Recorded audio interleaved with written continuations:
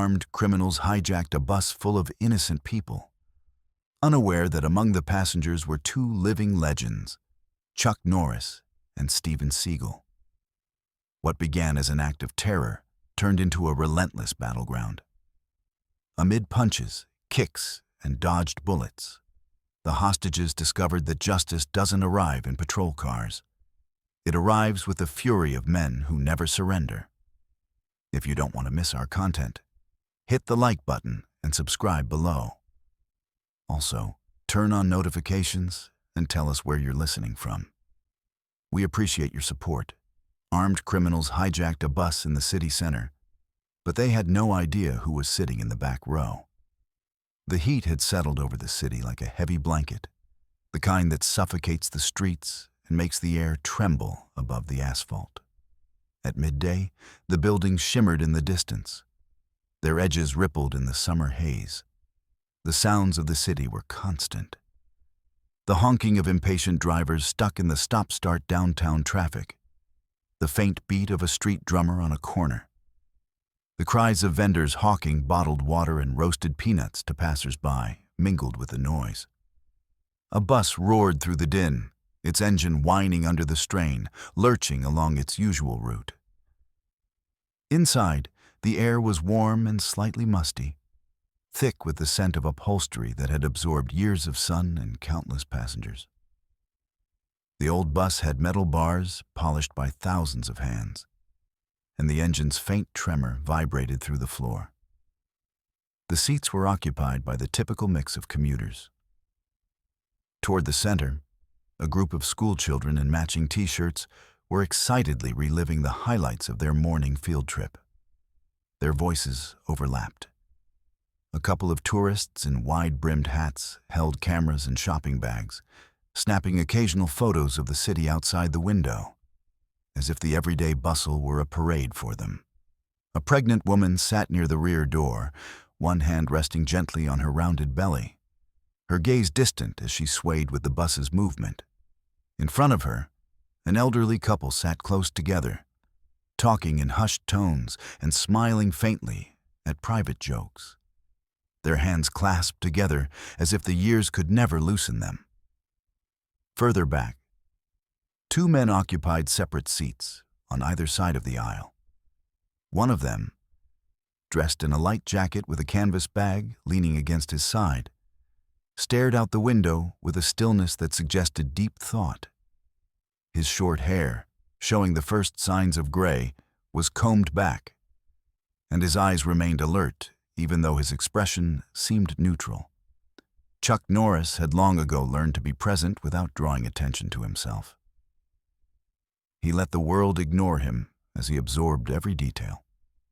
Across from him, in a seat by the opposite window, Steven Seagal rested with his long legs stretched out in the aisle, his dark jacket hanging loosely from his body. He seemed relaxed, but his eyes moved from the reflection in the glass to the movement of passengers boarding at each stop. He too knew how to go unnoticed when he wanted to, and now neither man seemed to have any reason to draw attention to himself.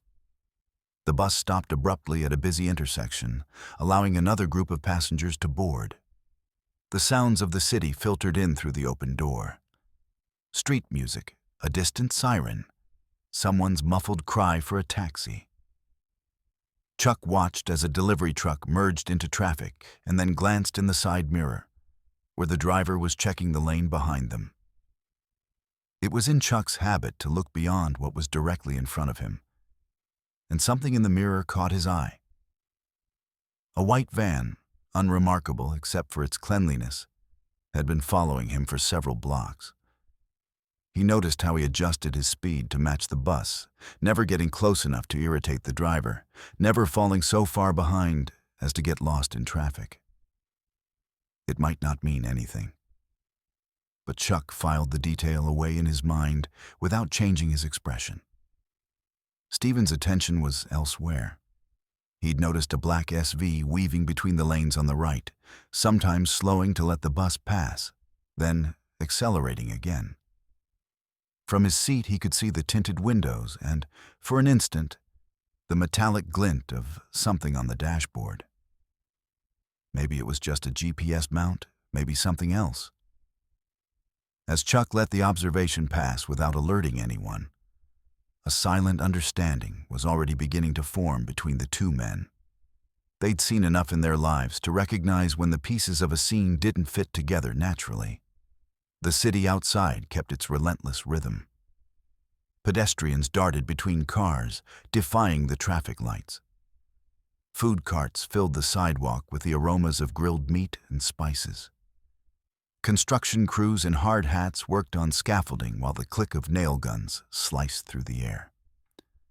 The bus lumbered along, stopping and starting in time with the traffic lights. Every so often, the driver checked the mirrors, adjusting to the flow of vehicles. He was an older man, steady behind the wheel, with the look of someone who had driven these streets for years and could anticipate the movements of impatient drivers before they made them. Chuck leaned forward slightly in his seat, just enough to catch Stephen's eye. There was no gesture, no clear signal, but the recognition was there. They both returned to their motionless positions, letting the moment linger as they silently watched.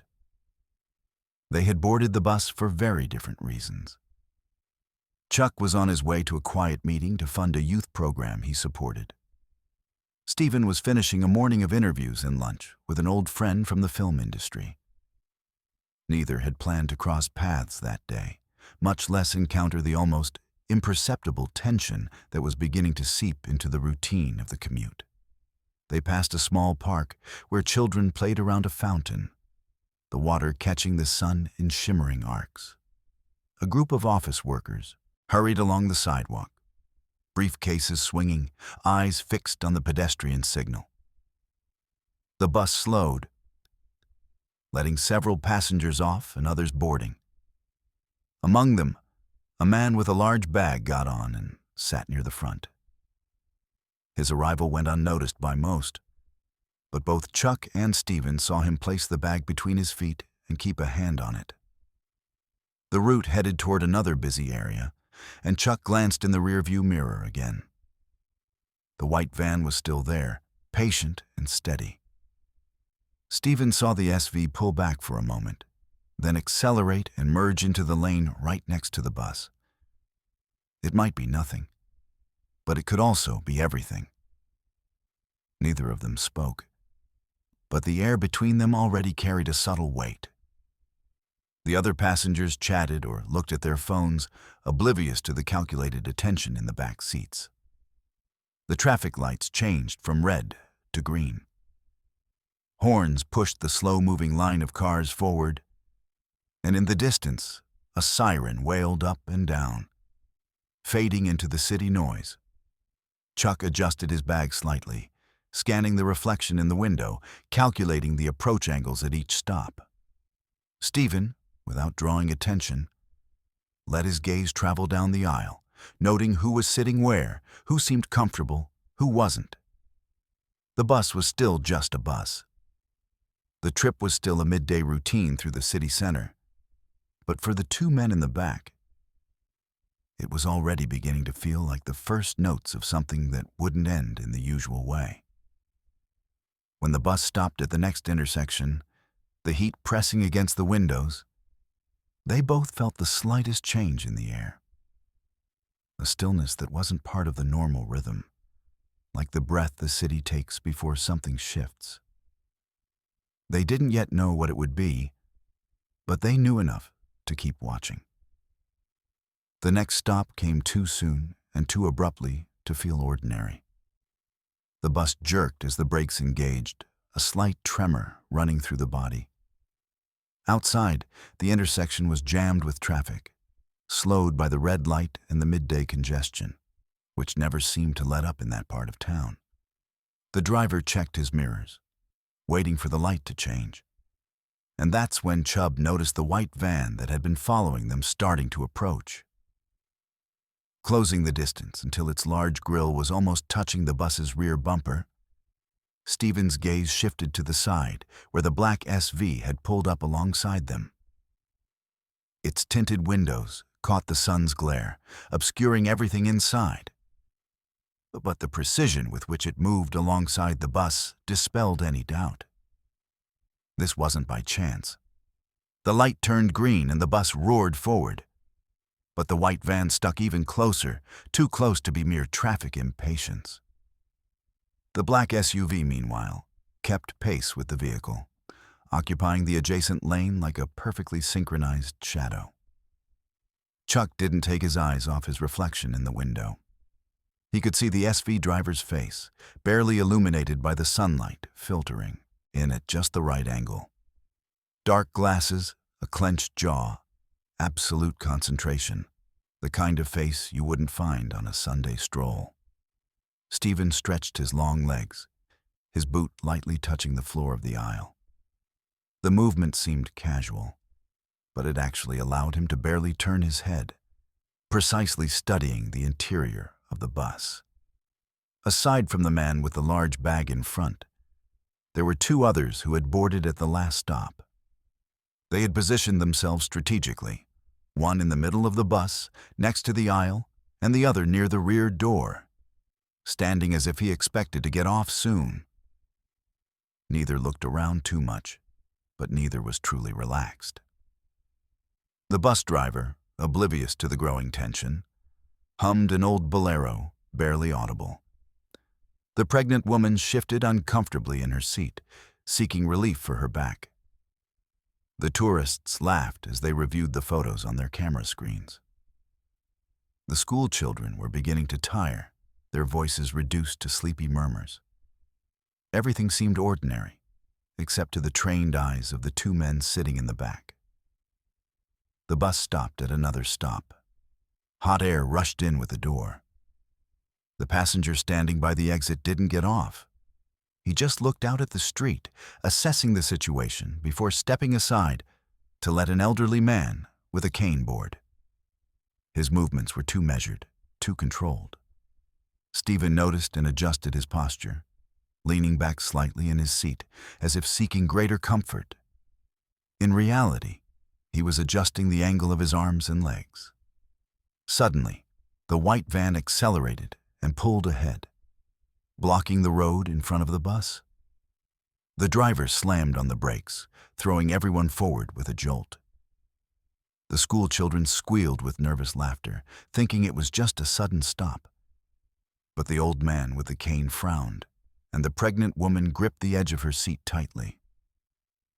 The black SV rolled smoothly along, closing in on the left side of the bus. And then it happened. 4 armed men stepped out of the van, each with handguns, their faces covered with dark bandanas. They advanced toward the doors, shouting orders that mingled with the frantic honking of the cars trapped behind. The driver barely had time to utter a curse before one of the assailants rapped the door with the butt of his pistol, demanding it be opened.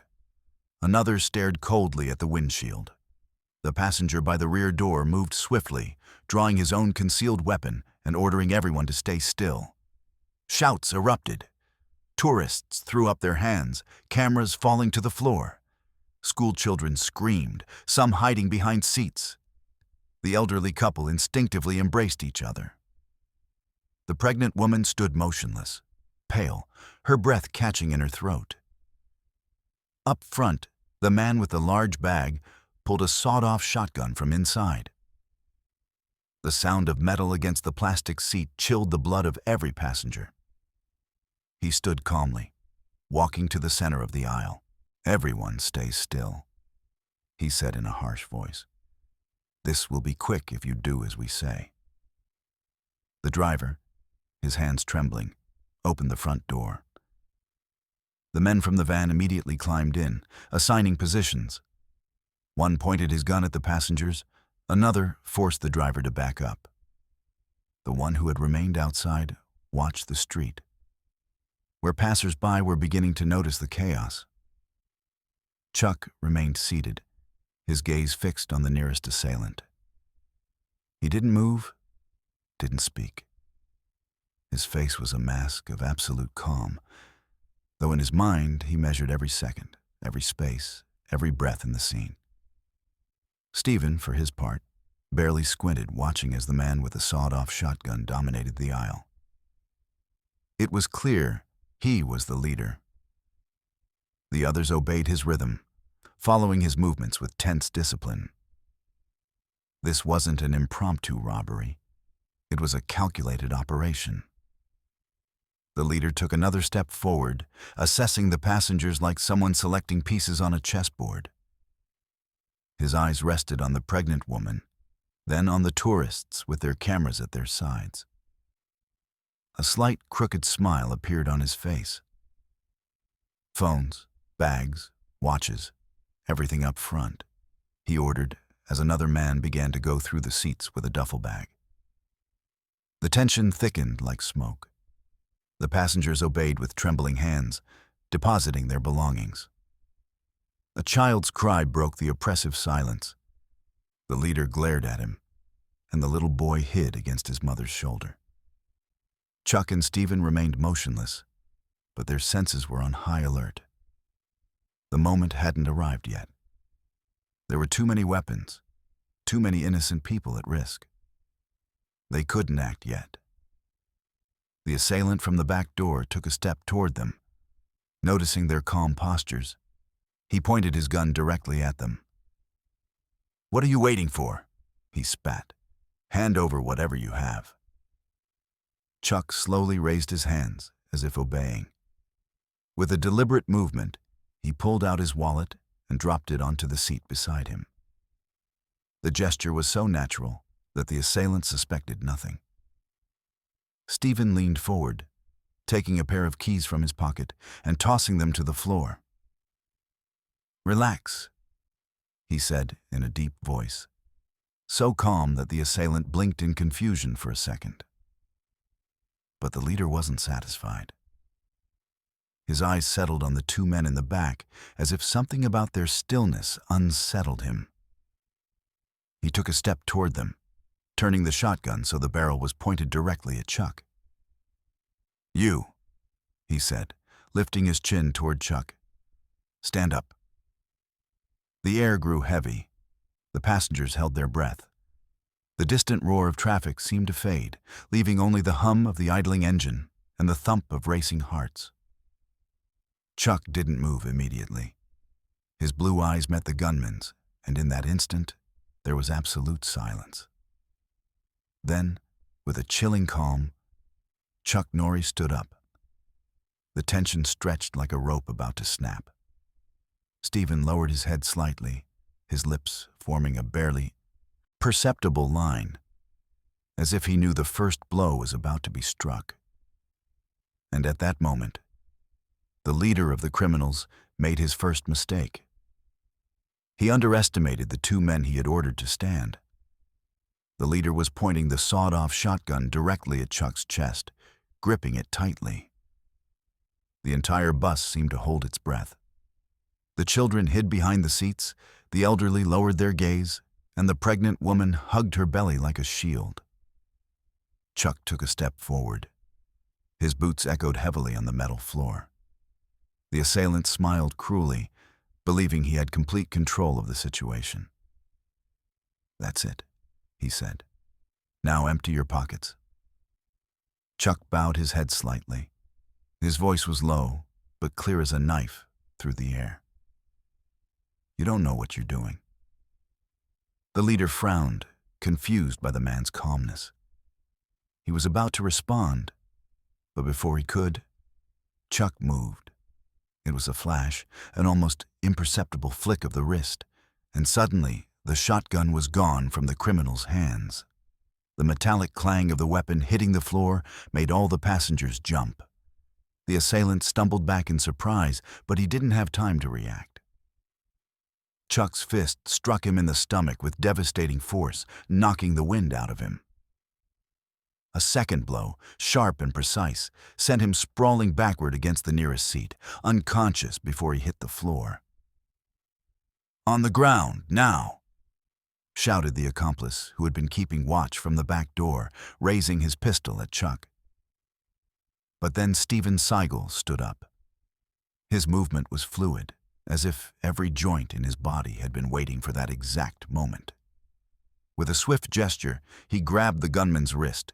He twisted it at an impossible angle and smashed it against the metal bar in the aisle. The crunch of breaking bones echoed brutally. The weapon bounced to the floor. The passengers gasped, unable to believe what they were seeing. Two unarmed men had just disarmed and taken down the criminals in the blink of an eye. But the rest of the assailants reacted immediately from the front. The man with the large bag raised his voice. "Shoot them!" Chaos erupted. The criminal who had been watching the street fired inside. The door cameras shattered into 1,000 fragments. Children screamed. The driver dove under the dashboard, protecting himself as best he could. Stephen ducked, grabbed the fallen weapon, and with a swift movement, slid it under a seat out of the enemy's reach. He didn't need bullets. His hands were weapons enough. One of the assailants in the aisle lunged at him, knife in hand. Stephen intercepted the attack with a circular motion, redirecting the force of the knife against himself. The knife struck the edge of the seat and fell. Stephen grabbed the man by the back of the neck and slammed him against the seat back with such force that he was unconscious in an instant. Meanwhile, Chuck advanced to the front of the bus. His gait was relentless, composed. The man with the bag raised the shotgun again, but Chuck stopped him with a lightning-fast kick that sent the weapon flying into the windshield, shattering it into a web of cracks. The assailant tried to fight back, but Chuck grabbed him by the shirt and lifted him as if he weighed nothing. He threw him into the aisle, his body bouncing off 2 seats before coming to rest on the floor, unconscious. Panic among the passengers mingled with hope. They watched the 2 men become a wall between them and the criminals.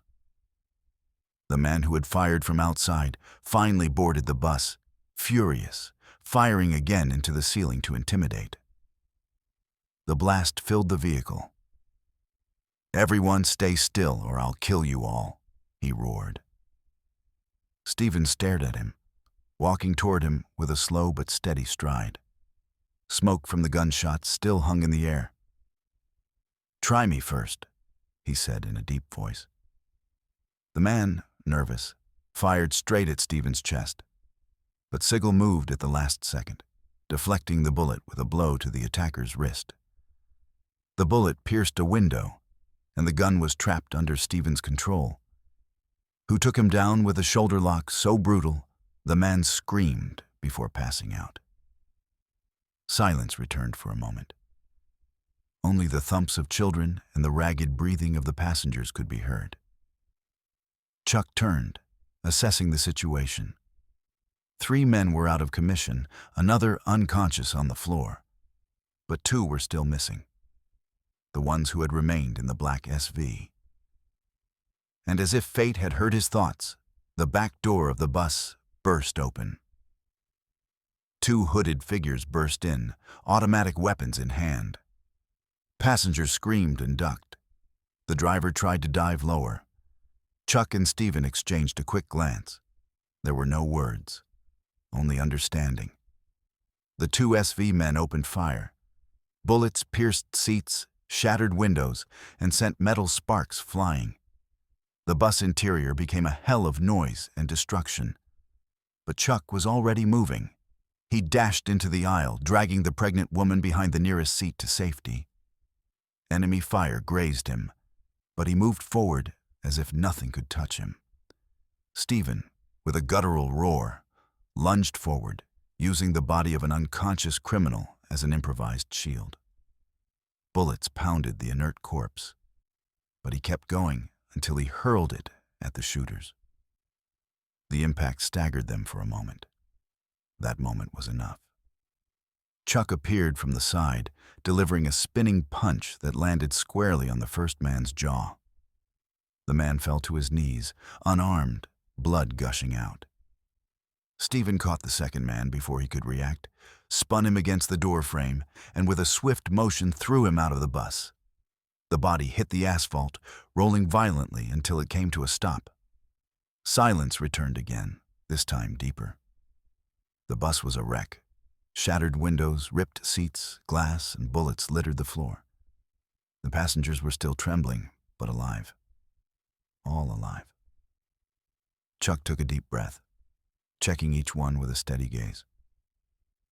"Is everyone okay?" he asked. The pregnant woman nodded through her tears. The children, still crying, hugged each other. The elderly couple gave a thumbs up, trembling but unharmed. Stephen released the last unconscious criminal into the aisle. His chest rose and fell as if the battle had been nothing more than a warm-up. "It's not over," he said softly, glancing at the black SUV parked outside. Chuck followed his gaze. Inside the vehicle, a figure sat motionless in the back seat, observing everything through the tinted glass. The true mastermind of the operation had yet to reveal himself. The silence inside the bus was heavy, thick with the smell of gunpowder, sweat, and fear.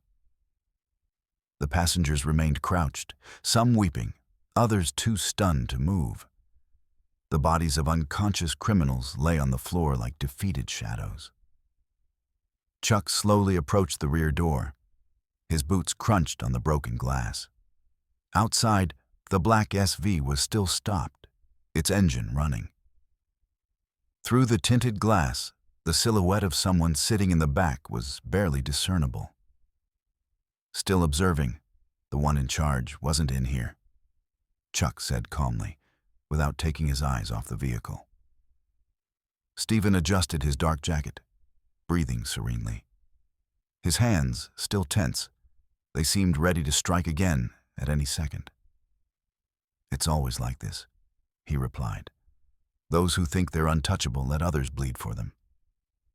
Suddenly, the SV roared and accelerated forward, tearing through the line of cars stopped in traffic. Horns blared, tires squealed. The vehicle disappeared at top speed into the side streets. Chuck clenched his jaw. He's not going to get away. Stephen turned to the passengers. His deep voice cut through the tension like a knife. "Everyone stay here. The immediate danger has passed. We'll handle the rest." The passengers' eyes fixed on them with a mixture of fear and relief. The pregnant woman wept silently, grateful. The elderly, still trembling, clasped their hands together as if they were chains that bound them. The driver slowly raised his head from his refuge under the dashboard. Who are you?" Chuck and Stephen looked at each other for a moment. Neither answered. There was no need. They both got off the bus. The heat of the asphalt enveloped them, along with the smell of gasoline and the fumes from the stopped traffic. The bodies of the fallen criminals around the vehicle were proof enough of the chaos that had just been unleashed. The bystanders who had gathered kept their distance, recording with their phones. Some murmured, unable to comprehend how two men had managed to drive off an entire armed group. Stephen looked at the street the SV had escaped down. "They're heading east, industrial area." Chuck nodded. A perfect place to hide someone who doesn't want to be found. They took a few steps, but the distant sound of sirens began to draw closer. Stephen frowned. "If we stay here, the police will keep us for hours with pointless questions." Chuck glanced at the bus behind them. The passengers watched them silently, as if their fate depended on those two men still being standing. Then he looked back at the horizon where the SV had disappeared. "Then, we can't stay." They moved away from the scene just as police cars began to appear around the corner, blue and red lights painting the building facades. They walked down a side street, blending into the crowd that was starting to murmur about what had happened. Stephen spoke in a low voice. These guys weren't improvising. It wasn't a robbery, it was a hunt. Chuck knew it too. The precision of the ambush, the use of multiple vehicles, the coldness of their movements. Everything pointed to something much bigger. "The bus wasn't the target," Chuck said firmly. Stephen glanced at him. "They knew it. They were after us." They walked in silence for a while, past street stalls selling fruit and radios blaring distorted music. The bustle of the city contrasted sharply with the weight of the truth they had just uncovered. Chuck stopped at a corner, watching a cargo truck slowly drive past toward the industrial area. "The SV is headed that way. If they want to hunt us down, they won't be able to hide for long." Stephen smiled slightly, with that lethal calm that was his trademark. "Perfect. I want answers too." They headed toward the industrial zone, leaving behind the wail of sirens and the confusion. The streets grew quieter as they drove deeper. Old, rusty warehouses, semi-abandoned factories, and stacked shipping containers gave the place an air of desolation. The sun beat down, casting long, sharp shadows. Chuck stopped suddenly, crouching down to check the ground. Fresh tire tracks marked the gravel, too fresh to be from an ordinary vehicle. "Big SV, four-wheel drive," Stephen murmured. He looked around, his eyes scanning the dark warehouse windows for every movement. They're not alone. Suddenly, a metallic click broke the silence. The safety of a rifle. "Get down!" Chuck yelled. They both dove behind a shipping container just as a burst of bullets pierced the nearby sheet metal wall. The echo reverberated throughout the industrial park. Shadows began to move between the buildings. More armed men, at least a dozen, emerged from different directions, surrounding them. Stephen took a deep breath, adjusting his jacket at the shoulders. Finally, they're showing their hand. Chuck clenched his fists, his steely gaze fixed on the enemy. Then, "Let's play." The first attackers approached with rifles, advancing with military discipline. But Chuck and Stephen were already on the move. Chuck burst out of cover like thunder, taking down the first with a straight punch to the throat. The man fell without a sound. He grabbed his rifle before it hit the ground and used it as a blunt weapon, striking another enemy with such force that the rifle snapped in two. Stephen, meanwhile, caught the barrel of a rifle in midair, twisted it brutally, and used the soldier himself as a shield against the hail of bullets. With a twist of the hip, he hurled him at two more, bringing them down like dominoes. Gunshots echoed through the air, but every bullet seemed useless against the two men's precision. Chuck dodged another attacker, disarming him with a lightning-fast key and hurling him against the metal wall of a warehouse. The impact left a dull thud. Stephen blocked a knife thrust, snapped his attacker's wrist, and sent him crashing to the ground with a devastating kick. Men fell one after another, but many more remained. Amid the chaos, a sound rose above everything else. The screech of a metal door opening from inside a dark warehouse. The figure they had seen on the SV finally appeared. He wore an immaculate black suit and walked with an arrogant stride. His face was hidden behind sunglasses and an icy smile. Chuck and Stephen paused for a moment, watching. "So he finally stepped out of the shadows," Chuck said. The man raised a hand, and the remaining attackers immediately stopped. The discipline was clear. In a soft, almost polite voice, the stranger spoke. "Chuck Norris, Stephen Sigel, two legends in one place."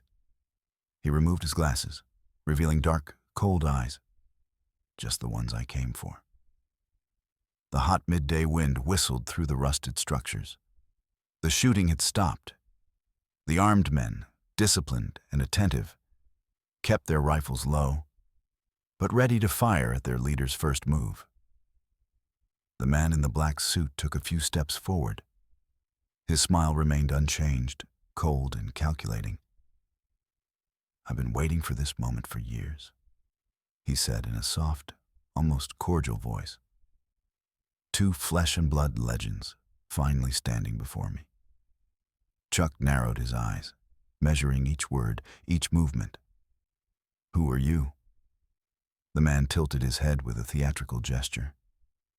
"To some, I'm a ghost. To others, a nightmare, but to you, I'm a score to settle." Stephen took a step forward with that unsettling calm that always accompanied him. "Enough games. Speak plainly." The stranger slowly removed his jacket, revealing a powerful torso beneath his black shirt. His skin was scarred, deep indentations across his shoulder and side. "You're here," he said, pointing to the scars. "You gave them to me 20 years ago, in an operation you've both probably forgotten. But I haven't. I was a soldier, obedient, loyal, until you destroyed everything I knew." Chuck and Stephen exchanged a quick glance, like someone sharing a half-remembered memory. Chuck spoke firmly. "We never forget a face, but I don't recognize yours." The man smiled bitterly. "Of course not.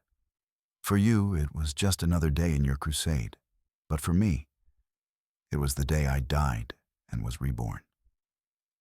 He held out his arms, gesturing to the men surrounding him. "They are like me, shadows, discarded soldiers, pieces of a game you and your government shattered. I brought you together, and today I've come for justice." Stephen narrowed his eyes. "You don't seek justice. You seek revenge." The man stared at him, and for the first time, his smile vanished. "Call it what you will. But today, the world will witness the fall of two myths." With a snap of his fingers, several of his men advanced. Chuck raised a hand high. The attackers stopped, confused by the authority in his voice. Chuck stepped forward.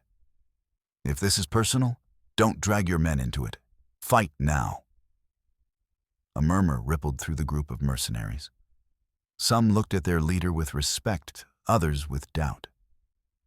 The man in the black suit let out a deep laugh. "I admire your courage, Norris, but I'm no fool. I know that 1 against 2, I wouldn't stand a chance." He turned to Stephen. "That's why I brought a special gift for you." He snapped his fingers again. A side door of the warehouse opened, and 2 men dragged in a handcuffed figure.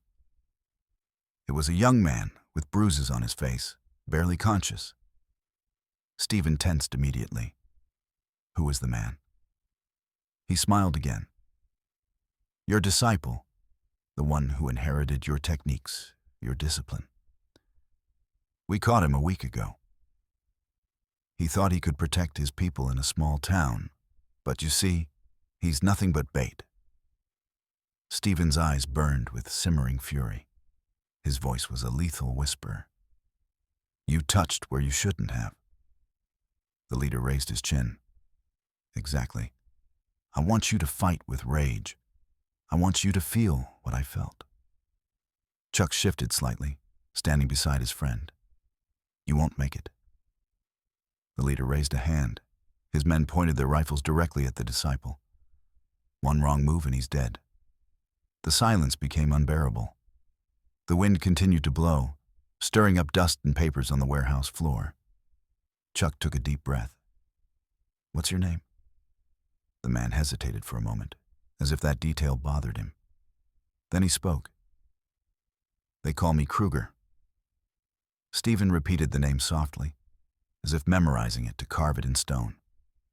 "Kruger." The leader spread his arms wide like a preacher before his congregation. "Today begins the end of your legend." Suddenly, the screech of a heavy engine broke the tension. From the distance, an armored truck emerged from the side street, slowly advancing toward them. Chuck and Stephen turned to look. Kruger's men cleared a path for the vehicle as if they had been expecting it. The truck stopped, and the tailgate began to lower. Inside, metal crates, military equipment, and something else were visible. Kruger smiled again, that blood-curdling expression. This isn't just a settling of scores. It's a demonstration. The world needs to see that not even myths are invincible. He turned to Chuck. When you fall, Norris, your followers will know that hope doesn't exist. Then to Stephen, and when you fall, Seagull, your students will know that no legacy is worth it. Kruger's men began unloading the crates. Each one contained heavy weaponry, rocket launchers, sniper rifles, explosives. Stephen frowned. This isn't just a personal vendetta. Are you preparing for war? Kruger, he smiled contentedly. Exactly. And you will be the message. Suddenly, one of Kruger's men dragged Stephen's disciple to the truck. The young man struggled weakly, but he was exhausted. Rage coursed through Stephen's veins like fire. Chu placed a firm hand on his shoulder. Control your anger. Bite for the right moment. Stephen nodded. Although his jaw was clenched tight, Kruger raised both hands, enjoying the spectacle. Welcome to your final battle. The tension was about to explode when a metallic clang echoed overhead. Chuck was the first to notice. A hooded figure watched from the roof of a neighboring warehouse with a sniper rifle. Kruger saw him too and raised his fist in greeting. Ah, our special guest has arrived. The sniper aimed directly at Chuck. In that second, everything shattered. Chuck screamed. Now he lunged at the nearest enemy. He knocked him down with a spinning kick that shook the ground. At the same time, Stephen ripped a metal bar from the rusted wall and hurled it at the sniper. The improvised projectile struck the rifle, deflecting the shot and sending it flying backward. The industrial park erupted into chaos. The mercenaries opened fire, bullets whizzing off metal and containers. Kruger backed up to the armored truck, shouting orders. Chuck and Stephen moved like two hurricanes. Chuck snapped an attacker's wrist and hurled him at two others. Stephen rolled on the ground, picked up the chained disciple, and pulled him out of enemy fire. Kruger watched from the truck's tailgate, fury blazing in his eyes as his spectacle crumbled. Kill them all, he roared. The battle had only just begun. The thunder of gunfire echoed through the warehouses, bouncing like metallic claps of thunder. The air filled with smoke, dust, and sparks. The battle Kruger had promised was underway. Chuck Norris charged at the three men surrounding him. His body seemed to move faster than his thoughts. An elbow shattered a cheekbone, a kick to the stomach sent another flying, and the third fell with a punch that sounded like a hammer against wood. Stephen Sigel, a few feet away, protected his chained disciple. He broke through the blockade of two armed attackers, twisted their wrists until they snapped, and hurled them against a pile of containers. His gaze was pure fire. "Stay behind me," ordered the boy, who could barely stand. Kruger's men were firing from all directions. Tracer bullets whizzed past, striking rusted metal and sending sparks flying. But Chuck and Stephen moved with supernatural precision, using every shadow, every corner, every fallen enemy as a weapon. Kruger watched from the tailgate of the armored truck. He clenched his fists in fury. "Use the rocket launchers," he roared. Two mercenaries pulled heavy tubes from crates and aimed them directly at the heroes. Chuck, seeing them, yelled loudly, "Stephen, container!" Without hesitation, they both shoved a rusty container onto its side. Just as the first rocket was fired, the explosion shook the ground, raising a cloud of fire and dust. The container served as a shield, withstanding the impact like a makeshift wall. Inside the cloud, Stephen leaned toward Chuck. "We have to get them out of the perimeter. They have too many weapons here." Chuck nodded. "Then, let's cut off the snake's head." They emerged from the smoke like unleashed beasts. Chuck ran straight toward the rocket launchers.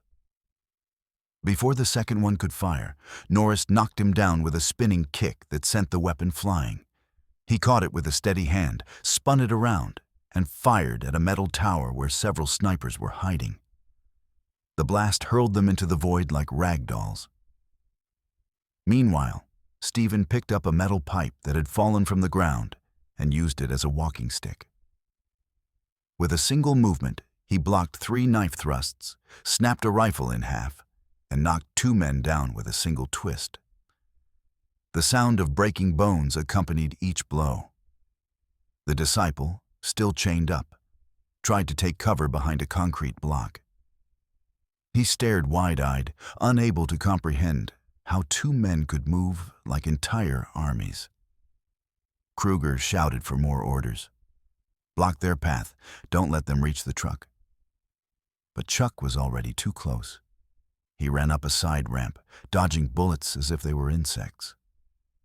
A mercenary tried to stop him with a machete, but Norris stopped him with a swift knee strike that knocked him unconscious.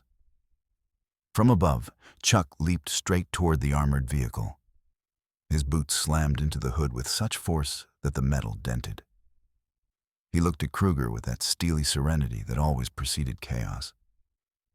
"Your war ends here." Kruger took a step back, but his smile returned. "No, Norris, it's only just begun." With a swift gesture, he pulled a detonator from his pocket. Stephen below saw it. "Watch out, Chuck."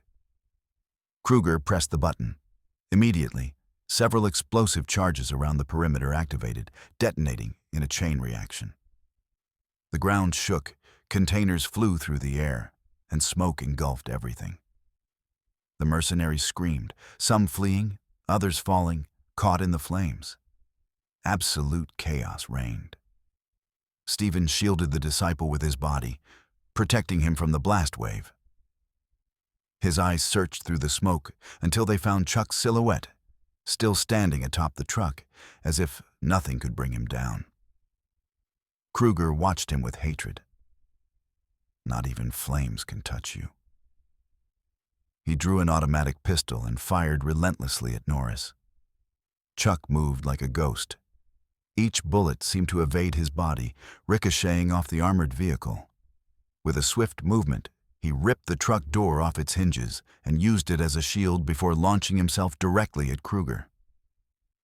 They collided brutally, tumbling inside the armored vehicle. Kruger's weapon fell, and the hand-to-hand fight began. Inside the armored truck, the air was stifling, thick with smoke and gunpowder. Chuck struck with precision, but Kruger blocked with surprising strength. He was faster and tougher than he looked. "I've waited 20 years for this moment," Kruger spat as he threw an elbow, strike that Norris blocked with his forearm. "Today, I'll make you bleed, like you made me bleed." Chuck replied with ruthless calm. "If you seek revenge, you choose the wrong enemy." Outside the armored vehicle, Stephen continued his own war. He moved like a hurricane among the surviving mercenaries. With a flick of his wrist, he disarmed one. With a brutal shove, he sent another flying into the fire. Each step brought him closer to the truck. The disciple, chained up, shouted from his refuge, "Master, behind you!" A mercenary appeared with a grenade in his hand, but Stephen reacted in a second. He grabbed him by the neck, twisted his arm, and threw the grenade into the air. The device exploded like thunder. Stephen barely turned his face toward his student. "Stay alive. That's all I ask." Inside the armored vehicle, Kruger managed to grab a hidden knife and threw it at Chuck's chest. But Norris caught it in midair with one hand, twisted the blade, and drove it into the truck's metal panel, mere inches from his enemy's face. Kruger gasped, fury burning in his eyes. "You're a monster." Chuck held him by the neck with terrifying calm. "I am not what justice demands." At that moment, the back door of the armored vehicle burst open. Stephen appeared covered in dust and sweat, but as firm as a mountain. "Time to end this," Chuck said. He nodded. Together they lifted Kruger and threw him out of the truck. His body landed heavily on the gravel. The remaining mercenaries backed away hesitantly at the sight of their defeated leader. Some dropped their weapons, others fled into the shadows. Kruger, kneeling and bleeding, glared at them with rage. "Cowards, go back. Fight." But no one obeyed. The echo of his voice was lost in the silence, broken only by the crackling of the fires. Chu and Stephen approached slowly, like two judges passing sentence. Kruger tried to get up, staggering. "This isn't over." Chuck looked at him firmly. "Yes, it is." Stephen finished him off with a kick that left him unconscious, sprawled on the ground like a broken doll. Silence slowly returned. The smoke began to dissipate. The disciple, still chained, limped closer. "Master, I thought I was going to die." Stephen placed a hand on his shoulder, his voice deep but calm. "As long as I breathe, I won't let that happen." Chuck gazed at the horizon. The sun was beginning to set, painting the ruins of the industrial zone red. His voice was low, almost a thought. It wasn't just revenge. Kruger was planning something bigger. Stephen looked at him. "We know it. What if he was the mastermind? Who's behind all this?" The question hung in the air, as heavy as the smoke that it still hovered above them. The true enemy had not yet revealed itself. Smoke still drifted over the industrial zone, tinged red by the light of the setting sun. The remains of the armored vehicle burned slowly, scattering sparks in the air. Kruger lay unconscious, his mercenaries defeated, his army scattered. Stephen's disciple, chains still dangling from his wrists, looked at his master and Chuck as if they were titans. "Is it over?" he asked, his voice trembling. Chuck, his gaze fixed on the horizon, replied without looking away. "No, this was just a piece." Stephen crossed his arms, taking a deep breath. Kruger wasn't a leader. He was a pawn consumed by rage. As if fate were confirming his words, a high-pitched beep began to sound in Kruger's pocket. Chuck bent down and pulled out a small, still-active communicator. A coded message flickered on the screen. "Operation failed. Execute Plan B within 24 hours. Stephen gritted his teeth. "Plan B." Chuck scanned the device. His military experience allowed him to read patterns in seconds. Coordinates. They're 1,000 miles from here. A port. The disciple, panting, asked, "What does it mean?" Chuck stood up, putting the communicator away. "It means this isn't over until we cut it out at the root." Hours later, in the pre-dawn darkness, a cargo ship bobbed in the harbor's black waters.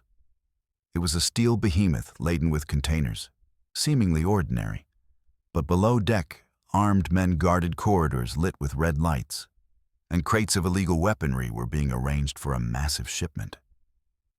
In the main cabin, a deep voice boomed over a loudspeaker. Kruger failed. How did he expect? The man at the microphone was shrouded in shadow, visible only by the reflection of his gold ring with a strange emblem, a circle encircling a snake devouring its own tail. But the sacrifice was not in vain. Now we know that Norris and Sigel remain an obstacle, and we will soon eliminate them. The ship began moving toward the open sea, unaware that in the dimness of the dock, two figures watched from afar. Chuck and Stephen, with backpacks and black infiltration gear, exchanged a silent glance. "Ready for one last fight?" Stephen asked. He raised an eyebrow. They always jumped into the water, moving beneath the surface like silent predators. Inside the freighter, the guards barely had time to react when Chuck emerged from the water, throwing one overboard with a single blow. Stephen followed, climbing with the agility of a cat, snapping necks and disarming rifles with fluid movements. In minutes, The ship's corridors became a battlefield. Armed men fell like dominoes. Some tried to trigger alarms, but Chuck knocked them down before they could even touch a button. Stephen broke bones with the precision of a surgeon, even using his disciples' chains, which he wore slung over his shoulder like makeshift whips. The battle led them to the control room. There, dozens of screens displayed cities around the world, each marked with red dots. Chuck leaned over the panel, his eyes cold as steel. It's a global network, arms trafficking, covert operations. This wasn't just an attack, it was a test. Stephen clenched his fists, a rehearsal for war. Suddenly, the deep voice from the loudspeaker crackled again. Impressive. Even aged, they remain ruthless. The screens shifted, revealing the face of an older man with a neatly trimmed gray beard and eyes that gleamed with dark intelligence. Let me introduce myself. I am Victor Drayson, the architect of all this. Chuck recognized him immediately. Drayson, you disappeared 30 years ago. The man smiled. I didn't disappear. I evolved. While you all became legends, I was building an empire in the shadows. Kruger was just one of my dogs. Stephen stepped forward. And now you come to bark. Drayson chuckled softly. Clever, but useless. That ship you're on is just one of 20. In every port, on every continent, my men await the order. The war will begin with Osim Kruger. Chuck glanced at the console, calculating. And where are you, Drayson? The villain tilted his head, far beyond your reach. But it doesn't matter. You will all die here at sea, sunk with this ship. At that moment, the red lights flashed. A countdown appeared on the screens. 10 explosives had been detonated. Stephen swore under his breath. They always have to plant damn bombs. Chuck took the communicator he was still carrying and plugged it into the panel. We can trace the detonation signal. If we reach the core, we can deactivate it. The clock ticked down to 9:30. They raced through the narrow corridors of the freighter, facing waves of men desperate to stop them. Chuck charged with the force of a hurricane, Stephen with the fluidity of a river, sweeping everything in its path. Time was ticking. 6. They reached the engine room, where a black briefcase was connected to the ship's electrical grid. The device glowed with red lights, quickening his pulse. Stephen watched it. You know how to do this? Chuck nodded calmly. I've seen worse. He began cutting wires with surgical precision while Stephen held off the guards who were still rushing at them. The briefcase beeped louder. 2. Sweat trickled down Chuck's forehead. His breathing was steady, but every move had to be perfect. Finally, he ripped out a blue wire, and the countdown stopped at 12:07. The silence was deafening. Stephen exhaled. 7 seconds, always so dramatic. Chuck closed the briefcase and set it aside. It never hurts to give them a scare. At dawn, the freighter slowly made its way back to the port, now under the control of the authorities. Stephen's disciple, wounded and standing, watched as the soldiers secured the crates of weapons. He turned to his master. We did it. Stephen looked at him seriously. We did it today, but Draken is still out there. Chuck approached with his arms crossed. And he'll come back. When he does, we'll be waiting for him. The sun rose over the horizon, bathing the port in golden light. Amid the smoke, the dying embers, and the smell of salt, 2 men stood as steadfast as mountains, living legends who had once again saved the world from the shadows. The disciple watched them, understanding that he had witnessed something no one else could tell. Stephen placed a hand on his shoulder. The future will be yours someday. But remember, true strength lies not in the fists, but in the spirit. Chuck added in a grave voice, and in never giving up. They walked toward the pier, away from the scene.